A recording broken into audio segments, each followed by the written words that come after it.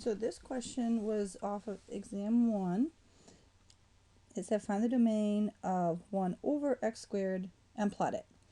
So for an exam 1 question, I would expect you to plug in points to figure out what's going on and comparison versus 1 over x.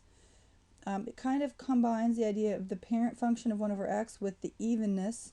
You should note that 1 over x looks approximately the same as 1 over x cubed or 1 over x to the 5th, not exactly, but similar.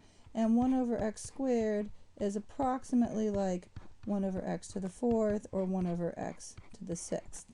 Okay, so those are just things to keep in mind. So what I would expect you to do, for one thing, is at this point in the semester, you would have known how to plot x squared. So this is what x squared looks like. But then you want to figure out what 1 over x squared looks like.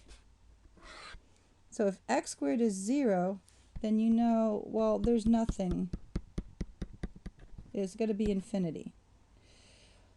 But say if I take this point at 1, 1 on x squared, or this point, say, negative 1, 1, those points are going to stay where they are because the reciprocal of 1 is just 1, the reciprocal of 1 is just 1.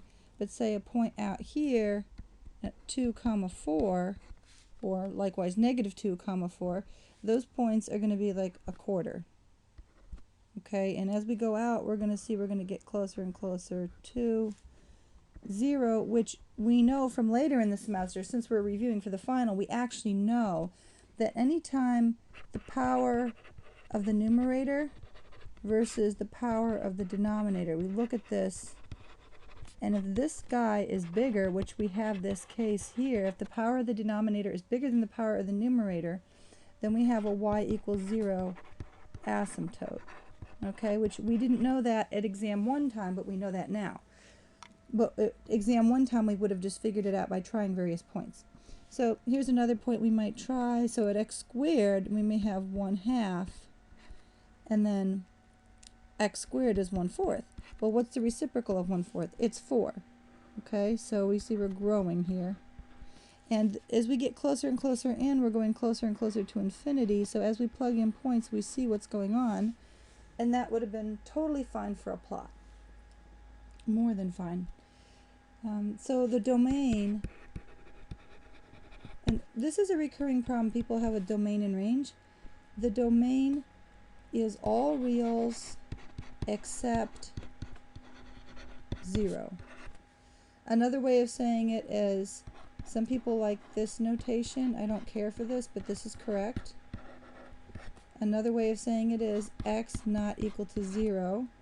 Okay, all those are fine. So the thing that people forget for some reason, so in this case, let's just do the range. It wasn't requested, but I'm going to tell you the range. Y is greater than 0.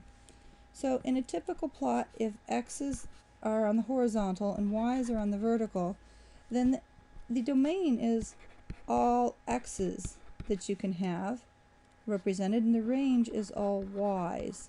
Okay, everything, these are all inputs, and these are all the outputs. Okay, so maybe that will help you remember.